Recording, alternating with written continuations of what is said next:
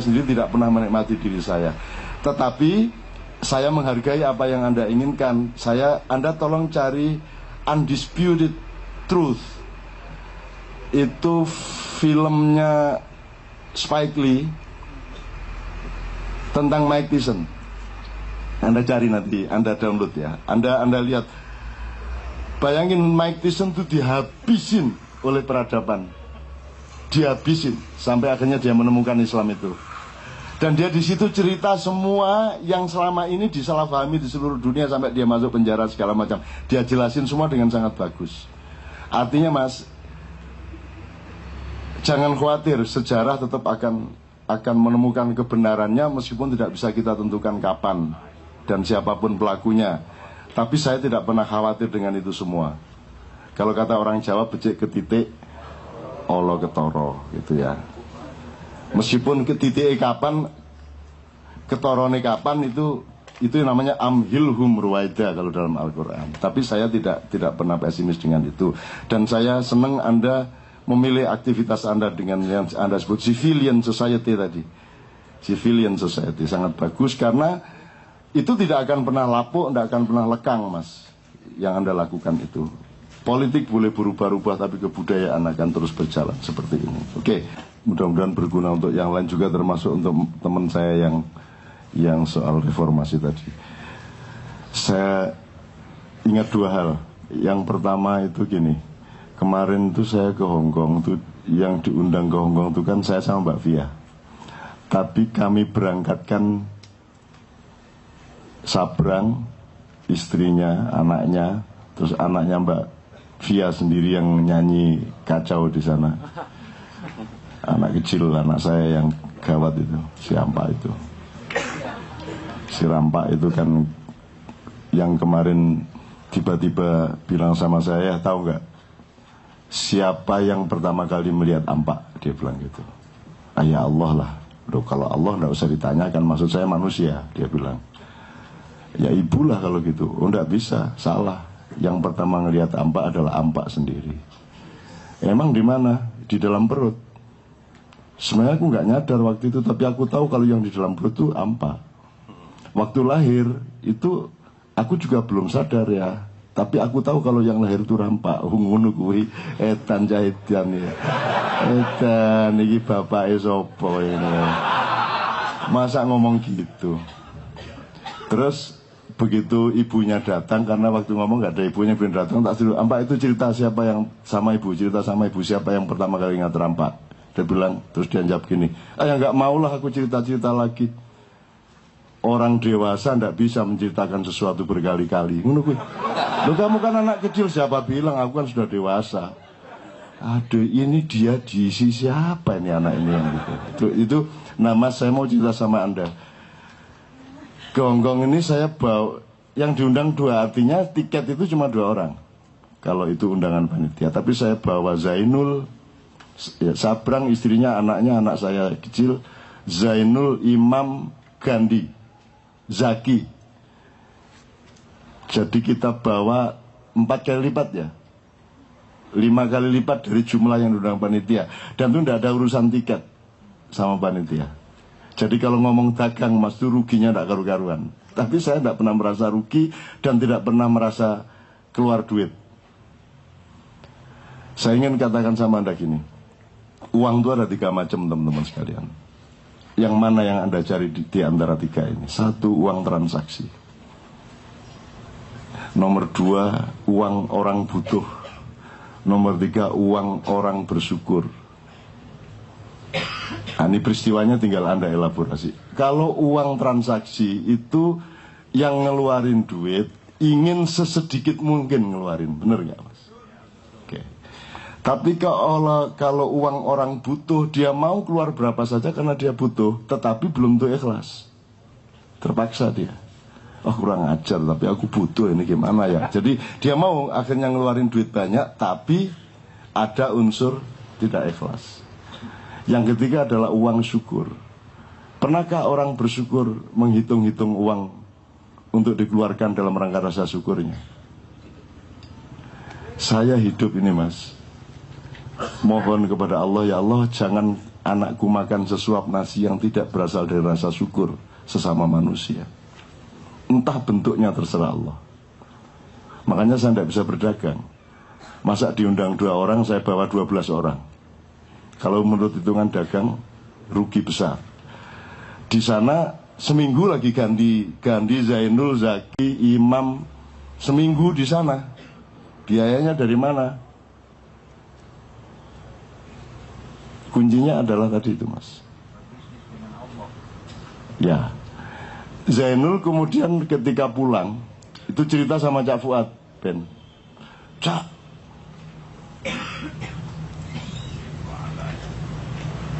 saya ikut ke Hongkong tuh, kok saya dapatnya lebih banyak dari soulmate ya? Ya Zainul ngomong gitu sama Cak Fuad, nggak sama saya. Maksudnya lebih besar. Lu kan soulmate dulu kan rame kan ngomongnya berapa 15 juta apa berapa gitu ya. Saya dapat lebih banyak aja. Lu kok bisa Nul? Lu kalau saya hitung semuanya itu hampir 20 itu, dia bilang. Padahal nggak ada perjanjian. Lah kok bisa kamu dapat? Ya nggak tahu, mereka seneng sama saya. Mereka lihat tas saya nggak bisa ditarik, jadi sobek satu gitu loh. Karena orang anak-anak di Hongkong ngeliat Zainul narik tasnya setengah mati, 1 jam kemudian ada tas baru untuk Zainul. Dilihatnya handphonenya, ya Allah elah Ibnu, handphone iki tahun piro Nul, ada handphone baru. Besoknya baju baru, sarung baru, uang sangu untuk jalan-jalan Mas Zainul, jalan-jalan tak anter. Nggak tahu siapa yang ngasih Mas. Jadi terus pulang dia dapat duit banyak, melebihi harga ustadz. Padahal dia tidak pernah transaksi. Kenapa? Karena anak-anak itu bersyukur. Karena sejak pertama kita tidak transaksi. Tapi Anda jangan lantas tidak transaksi loh ya. Hanya Rasulullah yang berani begitu. Kalau Rasulullah kan begini, ini saya beli barang ini 100 rupiah, kamu belinya terserah, kamu kasih saya laba berapa. Itu Rasulullah. Kalau kamu gitu kan mati kamu. Itu modern gue. Dikasih ya tambah 100 rupiah kan gitu kan. Tetanggamu kayak gitu semua kan gitu. Jadi hanya Rasulullah kan punya faktor lain yang membuat orang tidak mungkin ngasih laba sedikit. Faktor lain adalah penghormatan semua orang kepada Al-Amin Muhammad tadi itu dan gitu. Jadi Anda untuk dagang Anda harus punya kekayaan non materi, yaitu trust. Orang seneng sama Anda, orang terharu sama Anda, orang bersyukur ada Anda, orang merasa aman ada Anda. Itu kan modal terbesar untuk supaya uang datang ke Anda. Dan uang supaya datang ke Anda itu jangan dijadikan niatmu, perjuanganmu adalah menjadi mukmin, menjadi orang yang dipercaya. Pokoknya orang merasa aman, ya itu butuh waktu Mas. Tapi nanti kalau sudah saatnya itu Anda tinggal panen. Saya belum pernah bekerja dalam hidup ini Mas, 61 tahun. Tapi Anda suruh saya beli apa, saya bisa beli. Apalagi kalau saya mau kolusi menggunakan kekuasaan dan kewibawaan saya. Tapi kan saya nggak pernah. Loh kalau saya mau menggunakan itu Mas. Loh Karim SMS tuh Mas. Karim SMS tuh mau ke, udah siapa aja. Tapi alhamdulillah Mas, tidak ada orang berani ngasih saya. Itu sial secara dunia tapi laba secara akhirat. Jadi nggak ada orang minta tolong saya, misalnya masalah gede saya selesaikan. Misalnya ada perusahaan besar yang di zaman Pak Harto nyogoknya jelas, sekali transfer 1 bulan. Setelah itu urusan Pak Harto membaginya, misalnya gitu ya. Setelah itu presiden berikutnya kan beda Mas. Ada presiden yang punya anak buah sampai ke kampung-kampung, ada yang tingkat ranting, cabang, itu pun nanti ada yang bagian faksi ini perempuan, pemuda, yang ini, itu tiap hari semuanya giliran, sing ranting A1 cabang sampai pusat, engkau sing ranting B1 tiap hari ngerempel di situ. Jadi untuk nyogok itu terlalu banyak yang disogok. Karena semua merasa berhak. Karena aturannya udah nggak ada. Kalau zaman Pak Harto kan upetinya jelas. Salah, tapi secara prosedur gampang gitu ya. Akhirnya sambatnya ke saya. Ini gimana Cak, tiap hari nih Cak, siang pagi sampai sore ini penuh ini. Dan harus ngasih terus menerus, nggak ada batasnya.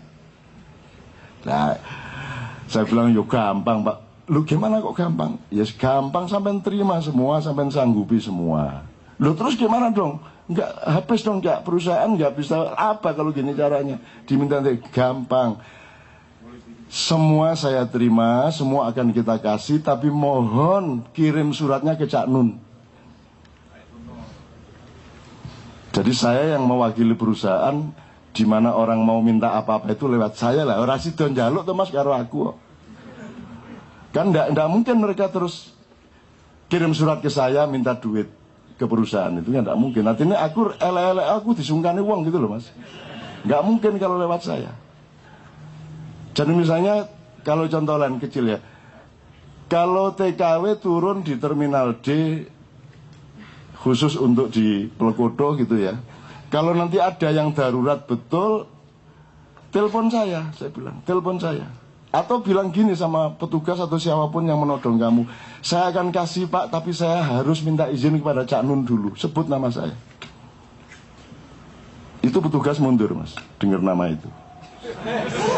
Itu loh Mas, bukan hebat, bukan apa, tapi kalau saya mau menggunakan itu Mas, wah sopo ae duwe aku Mas. Cuman sampean delok iki lho, aku iki urip koyo ngene.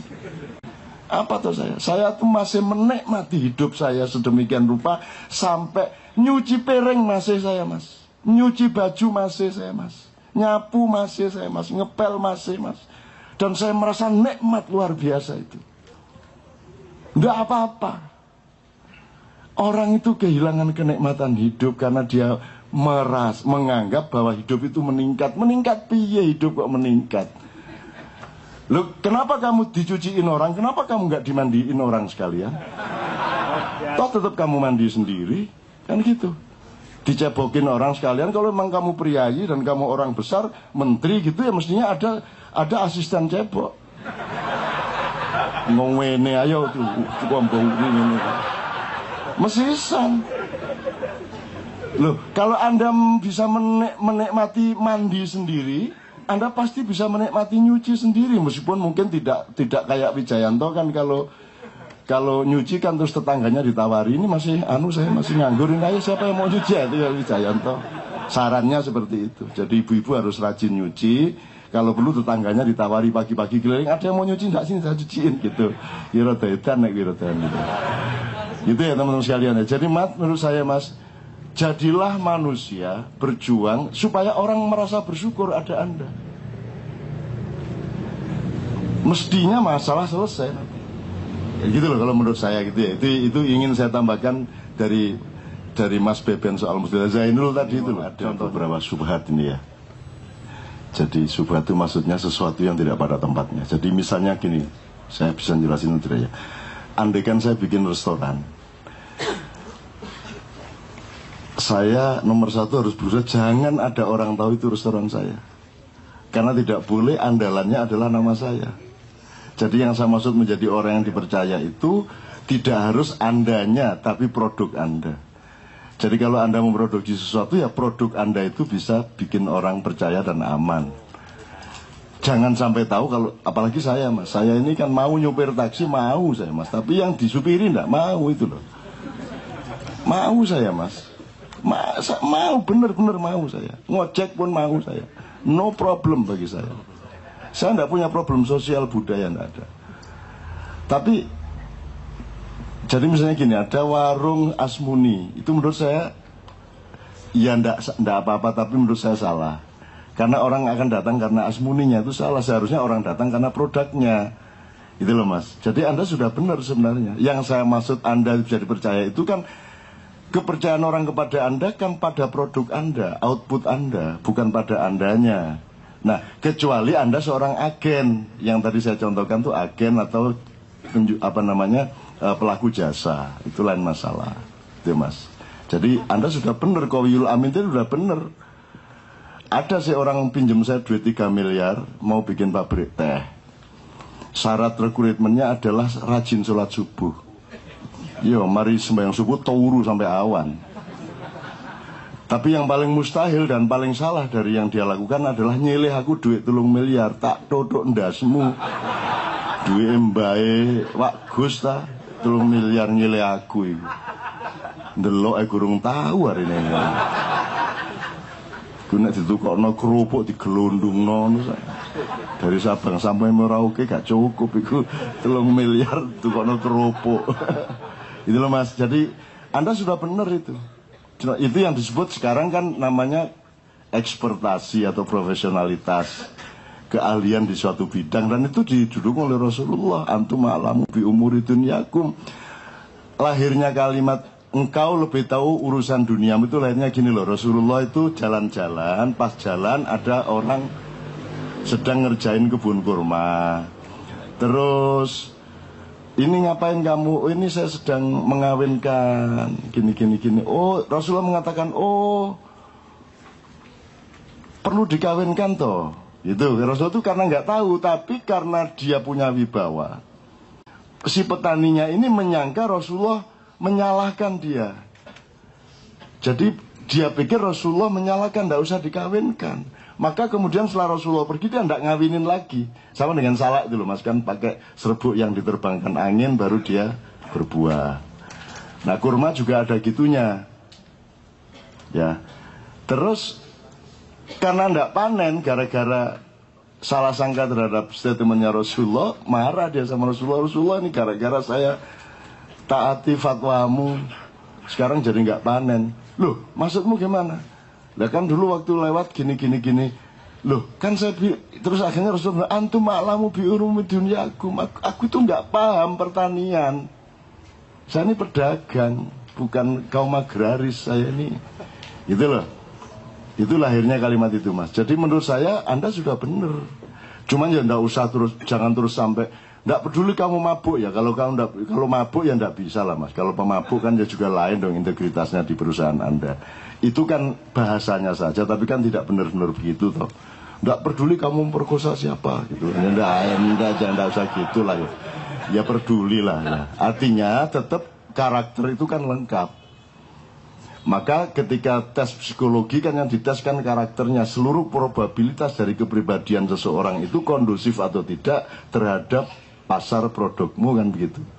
Itu jadi menurut saya Anda sudah benar dan nggak usah cari kemana-mana, dari logika sudah cukup juga gitu loh Mas. Gitu ya. Jadi alhamdulillah. Mas Wijayanto mungkin ada nambahin soal ketika ada 2 Abdullah yang sangat terkenal para sahabat itu, satu Abdullah bin Mas'ud, yang satu Abdullah bin Umar. Sama-sama Abdullah, maka biasa disebut oleh muhaddisin ya Ibnu Umar sama Ibnu Mas'ud, namanya sama-sama Abdullah. Tiba-tiba Umar bin Khattab masih jadi presiden waktu itu, dan Umar bin Khattab itu dalam keteladanan kepemimpinan memang banyak sekali, sampai pernah nangis. Ditanya kenapa nangis, karena baru dapat laporan SMS waktu itu, tapi ya, sudah dijius, cemungut gitu ya, gitu. Biar nggak ngantuk lah gitu. Itu loh, walaupun nggak ada SMS, tapi Umar tuh pernah ngomando pasukan perang loh. Ini juga strategi marketing saya, biar nanti saya ada kesempatan untuk bicara mengenai ini. Jadi satu waktu khutbah itu tiba-tiba langsung turun. Ngapa orang gila tiba-tiba kok turun. Ternyata ada pasukan di Persia itu sedang dikepung musuh. Dikepung musuh, Umar diperlihatkan secara ya gimana ya, visual bahwa ini sedang dikepung. Akhirnya semua orang turun. Padahal dari Madinah, khutbah di Madinah tapi bilang turun. Ngapain ini? Pemimpin gila nih, crazy. Nah, visioner itu beda dengan ya, nggak usah diteruskan yang itu. Saya nggak punya imunitas untuk itu, turun itu nggak ada imunitas. Nah, padahal kalau Canun ngomong gitu saya dukung ya. Nggak tahu kok nggak digunakan itu, sayang. Itu termasuk dituntut oleh Allah mubadzir ya.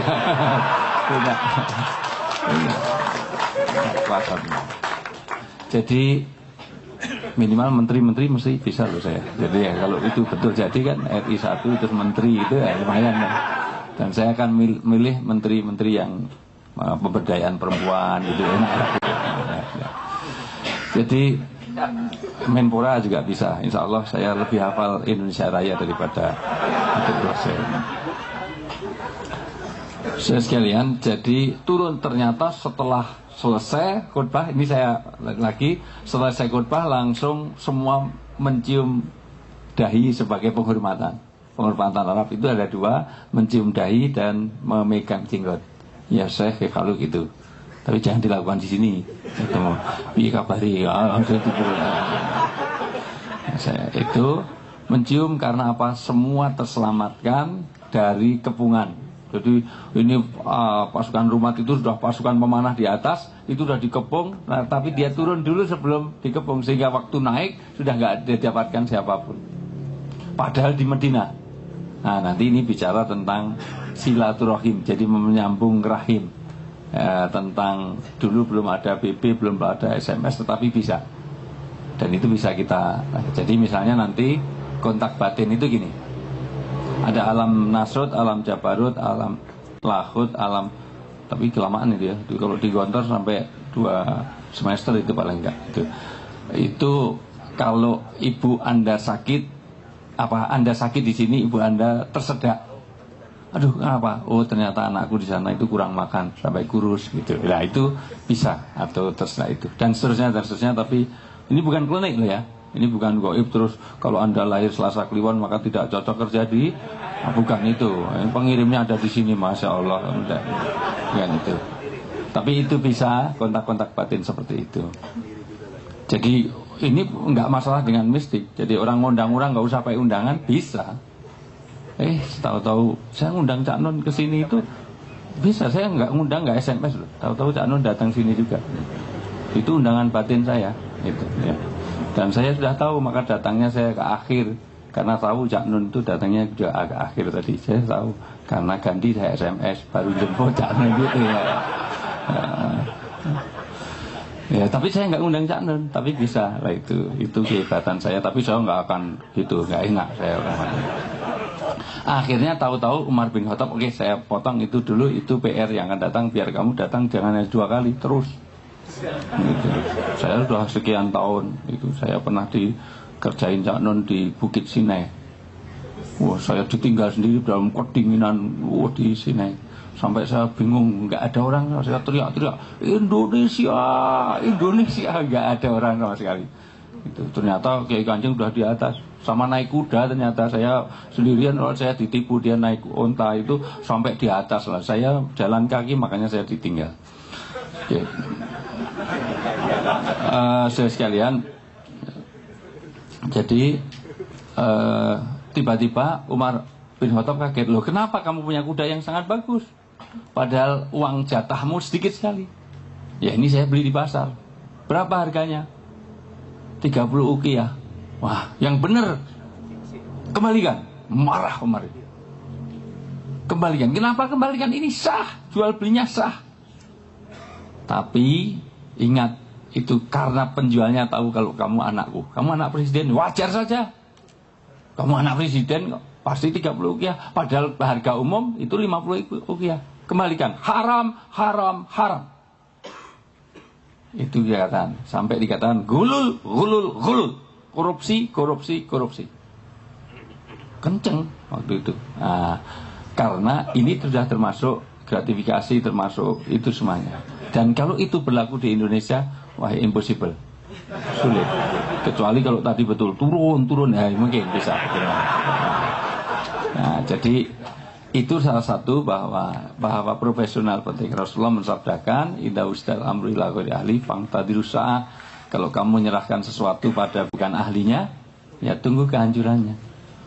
Kalau Anda di perusahaan konstruksi, ya jangan cari kiai, hafal 7 kitab hadis.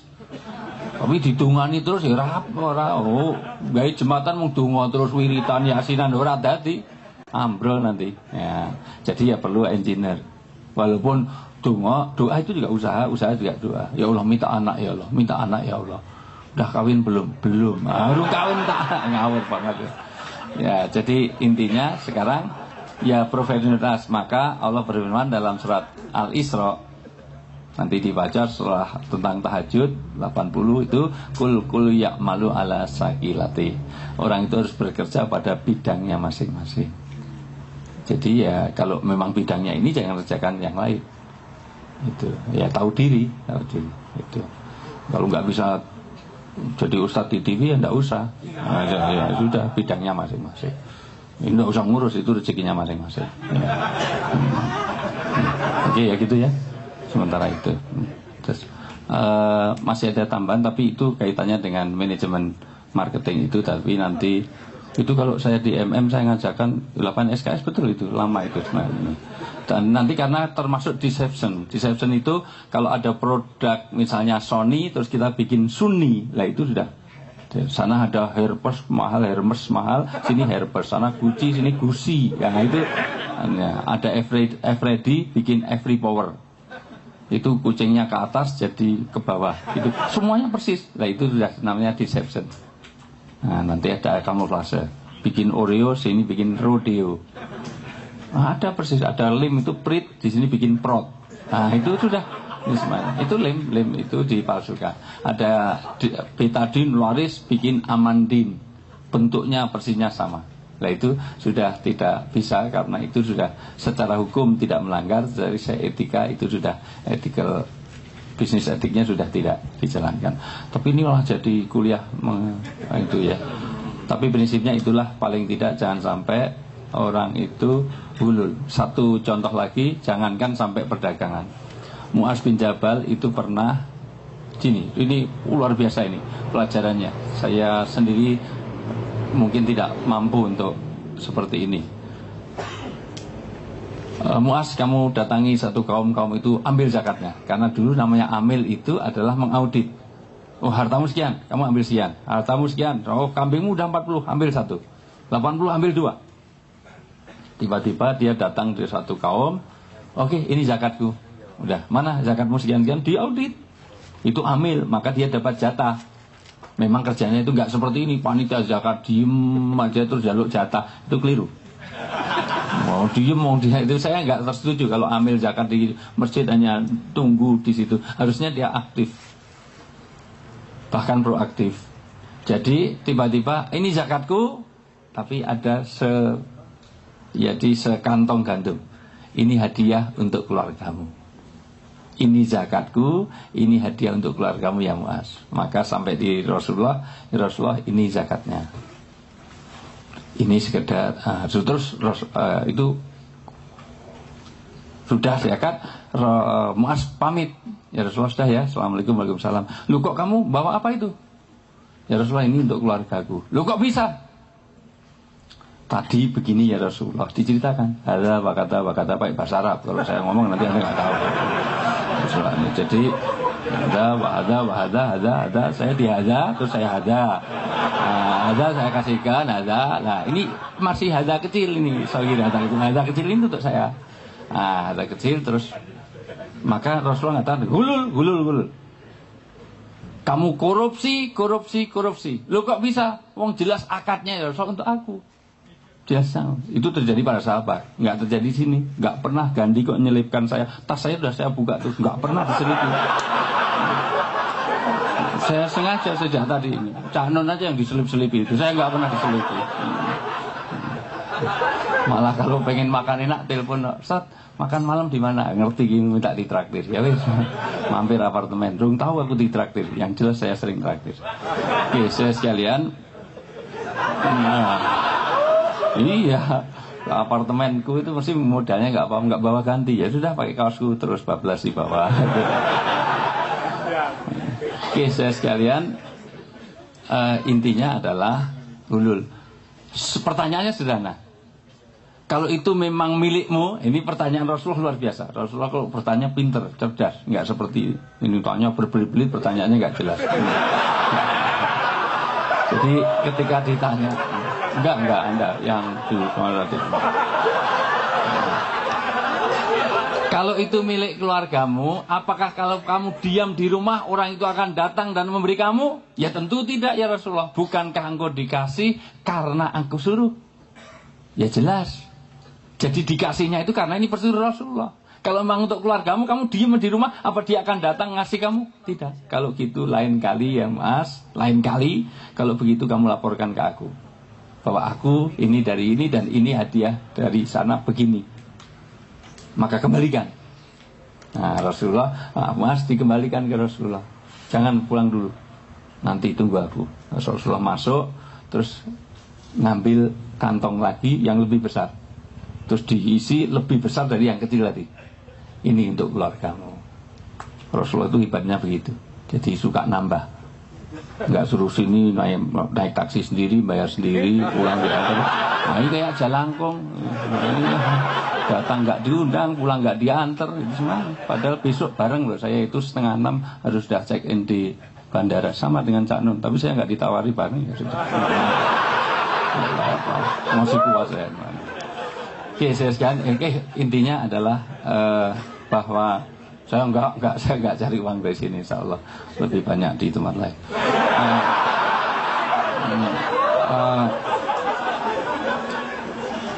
Saya sekalian, jadi ini contoh bahwa orang komisi saja, apa nggak boleh terima komisi? Boleh, tapi transparan.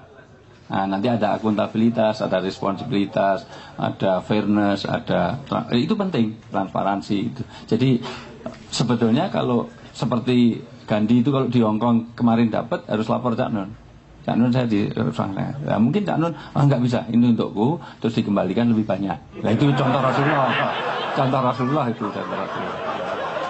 Termasuk, oh kamu kok dapat handphone kok 4S, nah, sudah punya yang lain mestinya, ya nanti untuk ustadznya aja, kasih Wijayanto aja, mungkin gitu. Itu kalau mau nyontoh Rasul, kalau nyontoh Rasul gitu. Ya itu aja dah. Oke, sudah hampir jam 3 beberapa menit lagi. Saya ingin pesan beberapa hal, tidak sebagai fatwa, tapi sebagai sahabat Anda. Yang pertama Mas ya, kalau Anda tolong tetap ingat bahwa yang disebut ulama itu, yang sekarang dimaksudkan ulama itu adalah pemahaman fikih. Padahal expert itu ulama. Jadi ada ulama di bidang pembangunan rumah, ada ulama di bidang pertanian, ada ulama di bidang. Nah sekarang kita sudah 5-6 abad ini dipersempit. Yang disebut ulama adalah orang-orang yang memiliki ekspertise di bidang hukum Islam, gitu ya. Nah jadi Anda tadi harus cari ulama, tapi ulama di bidang yang Anda kerjakan, produk yang Anda kerjakan itu. Jadi tolong definisi ulama sekarang harus diingat-ingat terus bahwa itu lambat atau cepat pada suatu hari Allah akan mengizinkan, itu kita perluas. Jadi majelis ulama mestinya ada ulama pertanian, ada ulama kelautan, ada ulama perdagangan, ada ulama dan lain sebagainya. Tema sesuai dengan bidang-bidang kehidupan masyarakat. Mestinya ya, ulama artinya kan orang yang secara khusus mempelajari, alim gitu. Nomor 2,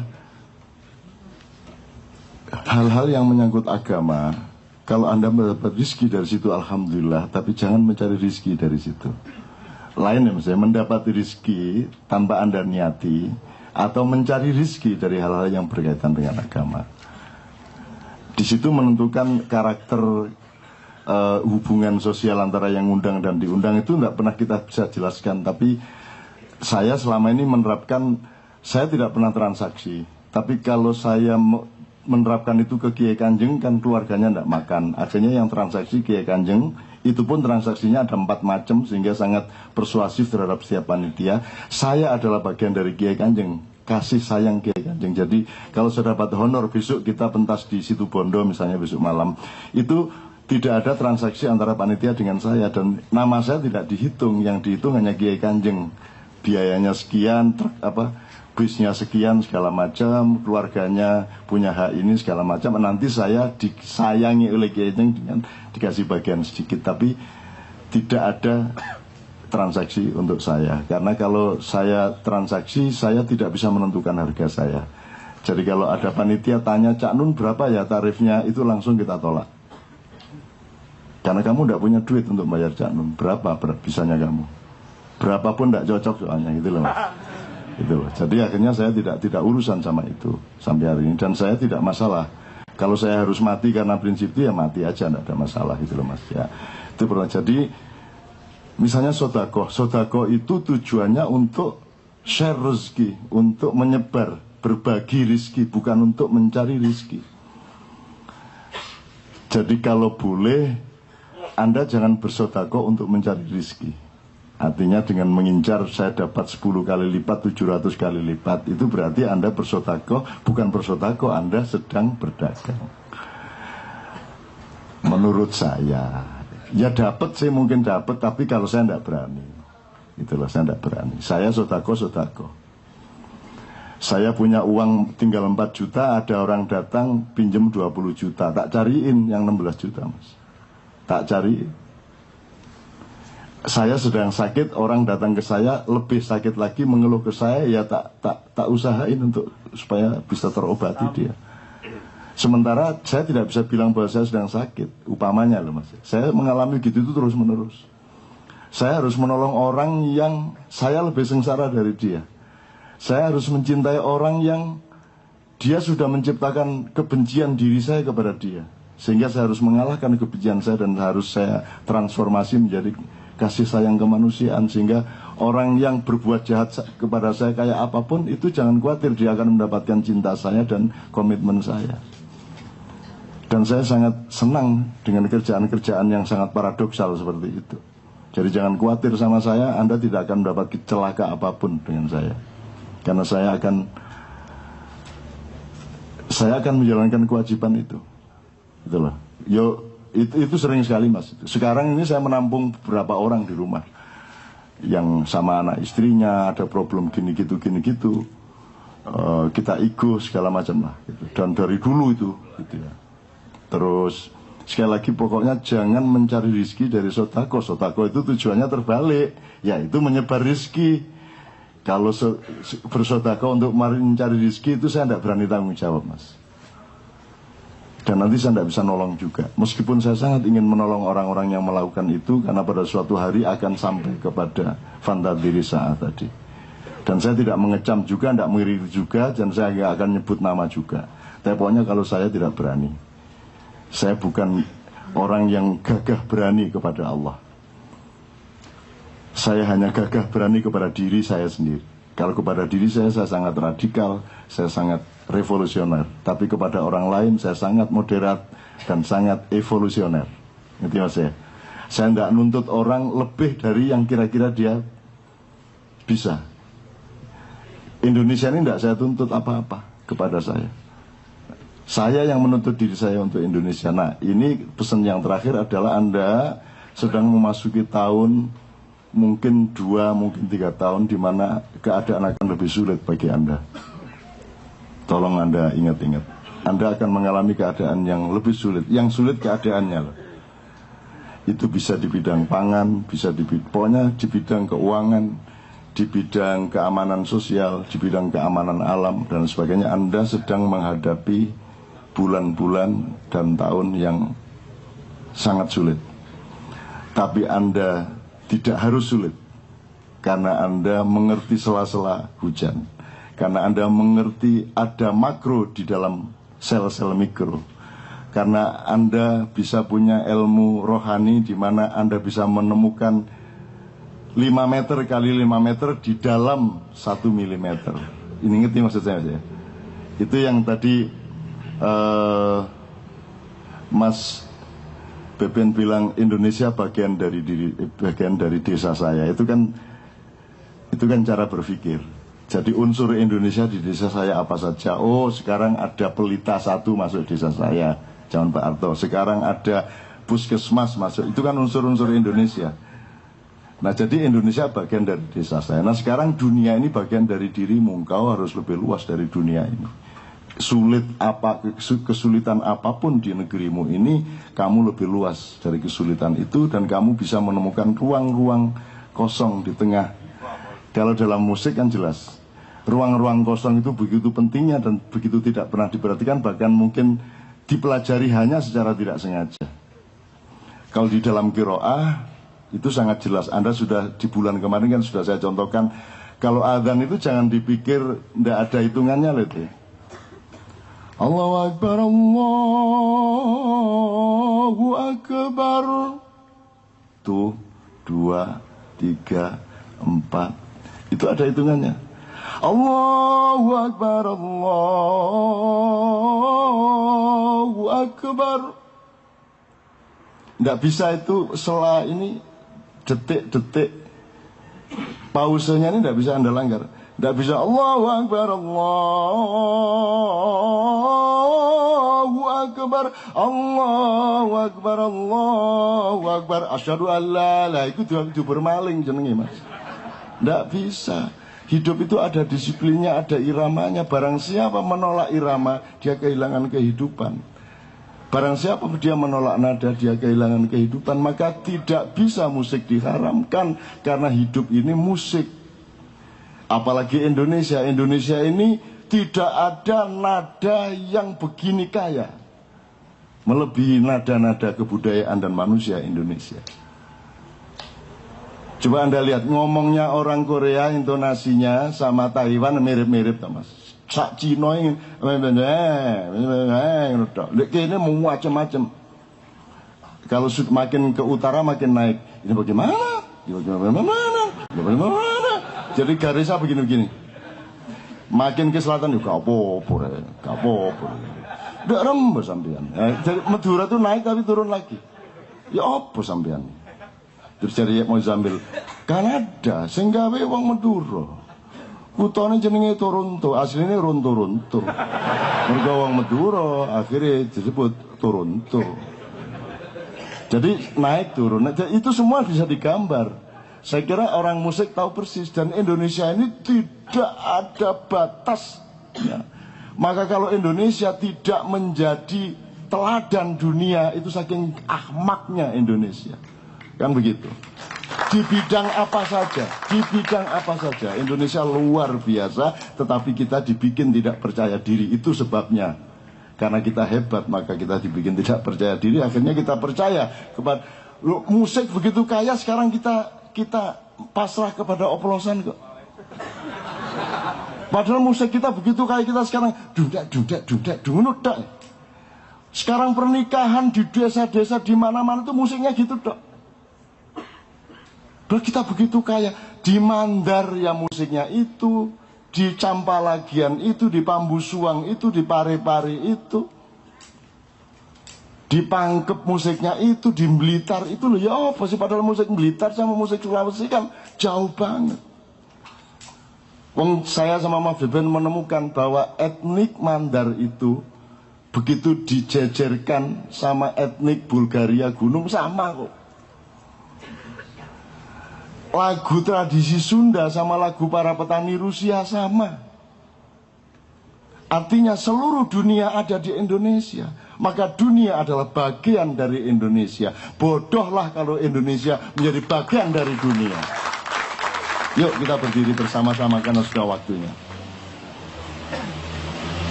Saya minta persetujuan Anda, tolong, karena ini teman-teman ada yang Kristen, ada yang Buddha, ada yang Hindu, untuk berdoa secara universal. Karena Tuhan tidak primordial, jadi Anda berdoa dengan bahasa biasa, Tuhannya disebut Tuhan, Allah boleh. Di Malaysia sudah dilarang orang Kristen menyebut Allah. Aturan resmi pemerintah. Jadi kitab-kitab orang Kristen yang ada Allahnya disita semua. Jadi orang Kristen sekarang nyebutnya lagi nyari-nyari ini. Ya apa caranya nyeluk Gusti Allah lagi, ya apa lagi nyari-nyari. Ya, jadi Indonesia saya kira tidak akan pernah seakmah gitu. Siapa yang akan? Ada musik Arab, musik ini, ada musik India yang tangan nadanya 21, ada musik Arab yang nanti ada kaitannya ke Kiroa, Bayati, wah macam-macam itu ribet. Mungkin kalau kita pelajari itu, ya kalau di UPH cuma 4 tahun 5 tahun lulus sekolah musik, bisa 20 tahun baru lulus. Ya, jadi paling nggak kita tahu kiblatnya. Jadi paling nggak Mayahan dan Keduri Cinta, Barat, Timur, Barat itu pun Yunani, akhirnya berkembang nanti menjadi klasik. Dan kalau dipelajari nanti kenapa Yunani yang diambil tuh ada sejarahnya juga. Tapi nantilah kalau jadi tuh nanti Mas Rusdi Gani mau bikin mayan-mayan kecil musik katanya kan. Jadi workshop Maya ala Kenduri Cinta gitu kan. Tapi nggak tahu kapan. Tapi intinya udah berjalan. Karena beberapa dari Kenduri Cinta sering ke KJK, ke KJD. Jadi kita udah kolaborasi. Untuk yang tertarik di bidang musik bisa ke komunitas Jazz Kemayoran. Ada Kandang Jurang Don dan segala macam. Jadi kita jelas. Jadi musik yang kita dengar sekarang ini sebenarnya musik sesuatu yang disederhanakan supaya secara umum 5 benua ini ada sesuatu yang menyambungkan, ya, menyambungkan dan punya bahasa yang sama di bidang musikal gitu. Nah, tapi untungnya tadinya saya merasa aduh musik saya terlalu cetek dong yang saya pelajari bertahun-tahun cuma mengacu ke sana. Tapi untungnya jazz bukan bicara tangan nada, ya kan? Apalagi ketika saya ketemu Cak Nun, aspek jazz itu luas. Jadi jazz, cara berpikir, orang jazz tuh salikin, wah luas lagi. Jadi tangan nada cuma tangan nada lah, yang penting pada akhirnya kan orangnya, jiwanya, ya kan? Jadi ya nggak masalah gitu. Jadi luas. Jadi itu saya udah menganggap musik kalau Canun bilang Indonesia adalah bagian kampung halamanku, ya musik adalah cuma bagian kampung halamanku. Tapi yang penting adalah apa yang kita bisa buat dengan musik. Apa yang bisa kamu buat dengan dagang. Apakah dagang orientasi utamanya, ya kan? Tapi saya selalu berusaha, ya makanya nih ada yang tiba-tiba, oh Mas Beben ganti nama Pencari Hakikat tuh ada. Pasti yang ngikutin Twitter saya kan Pencari Hakikat, serem namanya Mas gitu. Tapi pada akhirnya emang saya ya harus nyari hakikat utamanya. Saya nggak mau ngelakuin sesuatu nggak jelas gitu. Hakikatnya apa sih? Karena nggak seru gitu kalau kita nggak ketemu hakikatnya. Ya kita harus ketemu hakikatnya. Tujuan utamanya apa? Ya harus fokus tujuannya ke sana jelas. Baru saya semangat gitu kan. Nah jadi pada akhirnya orang udah terlalu oke lah ribut jazz gini. Nah. Saya udah nggak kesana. Maksudnya yang saya udah mikirin dari jazz musik, kita bisa bermanfaat bagi orang lain mungkin atau ngapain, jadi lebih ke sana. Jadi itu tadi sejarah singkat soal musik ya. Jadi kita jangan dibutakan tuh, kita musik luas banget yang belum tergali kan. Tadi Cak Nun bilang bener banget ya kan, Sting Turki, The Beatles ke India, lihat aja karena mereka norak gitu kan. Kalau kita tahu ada orang Indonesia main-main keras, mungkin ada yang tahu grup Ras, yang trio Ras tuh, progresif musik khusus segala macam ya kan. Tapi ya di lemarinya CD itu ada musik Padang. Ya kalau kita ke Amerika ke kamarnya ada musik Padang, musik Jawa. Mereka ke sana. Terus tiba-tiba kita yang baru dengerin Ras, ih gila musiknya aneh gitu. Itu dari Padang lagi. Mereka tuh jauh-jauh ke timur kok ya kan. Itu baru Padang, belum Bali, belum mana gitu. Jadi kita jangan ya orang Kenduri Cinta nggak norak-norak gitu kan. Jadi galilah, kamu akan menemukan Tuhan di sana. Hal ini teori-teori gampang begini ini tolong selalu diingat-ingat, karena setiap masalah itu bisa kita cari di antara 4 ini, kekurangan kita di mana. Nah saya kembali ke Whitman tadi. Jadi ketika Anderson Silva biasanya itu dipukul begini, itu dia bisa begini. Whitman-nya maju sedikit kakinya, ketika setiap dia mukul dia selalu bergerak lebih maju, dia pukulannya lebih maju 1 cm aja kena, 1 cm aja kena si Silva. Jadi betul-betul dia kena 1 kali dek, udah setelah itu dia agak limbung, diterusin, udah TKO dia. Betul. Nah, saya menjawab ini supaya Anda tidak mengharapkan saya menjadi motivator dagang, Mas. Karena yang saya paling tidak mampu lakukan di dunia ini berdagang. Dan orang yang ngumpul di Ma'iyah itu kayaknya 90% adalah orang-orang yang tidak bisa dagang. Maka mereka ngumpul di tempat-tempat yang sunyi seperti ini. Kalau mereka sukses dengan dagangnya kayaknya nggak kesini. Saya simpulkan sama Cak Fuad kemarin sore. Jadi di Malang itu ada satu kelompok sholawat yang pinter banget memobilisasi, membuat orang bangga kalau didatangi oleh grup selawat itu. Terus orang urunan duit, terus nanti ditayangkan di televisi lokal. Yang men-set up manajernya adalah seorang Chinese yang punya TV itu. Dan dia yang manajernya, sehingga sekarang puluhan ribu semua orang merasa bangga. Jadi pinter banget. Jadi nanti kalau sekali datang orang urunan berapa sudah dihitung pembagiannya. Ntar kalau ada kotak beredar itu sudah ada untuk TV sekian persen, untuk Habibnya sekian persen, untuk panitia sekian persen. Sudah dihitung sebagai perusahaan. Nah, Ma'iyah ini perusahaan apa? 14 tahun ya Bang Matar. 14 tahun tidak pernah ada panitia yang jelas, tidak pernah ada. Dan alhamdulillah sampai hari ini saya tidak pernah ingat bahwa saya tuh aslinya tuh kalau mau ngomong akhlak tuh ya punya hak tiket lah, dikit-dikit lah. Jogja Jakarta ya Mas, terus menerus ya Mas. Belum Jogja Jombang, Jogja Surabaya, Jogja Semarang, Jogja Lampung, Jogja Sulawesi itu kan. Jombang itu 21 tahun, sini 14 tahun. Saya sebenarnya kalau dihitung tiketnya selama 14 tahun berapa tuh Bang? Tapi alhamdulillah saya tidak diperkenankan Allah untuk ingat itu. Jangankan minta, ingat aja enggak saya. Ingat, mbok sekali-sekali disangoni pore aku rek gitu ya. Enggak ingat saya. Tapi Rusdi itu penuh kasih sayang. Kadang-kadang aku dilesepi seret nek lumayan nih Rusdi. Berapa aja enggak saya hitung, pokoknya keikhlasannya yang saya hitung. Makanya dia badannya makin gemuk itu karena hatinya sangat ikhlas. Itu. Nah, jadi Mas yang bisa saya omongkan sama Anda sederhana, saya tidak bisa menasihati Anda apapun kecuali mengajak Anda bersama-sama untuk menjadi manusia yang orang lain merasa aman, yang orang lain merasa percaya sama Anda. Anda lihat semua orang berdagang kan urusannya cuma itu Mas.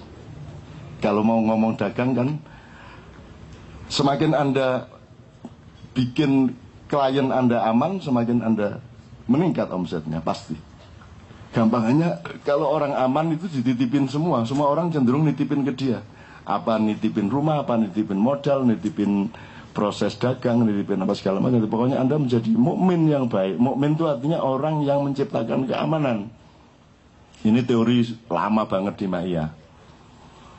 Jadi Amirul Mukminin itu artinya pemimpin dari orang-orang yang kerjanya menciptakan keamanan.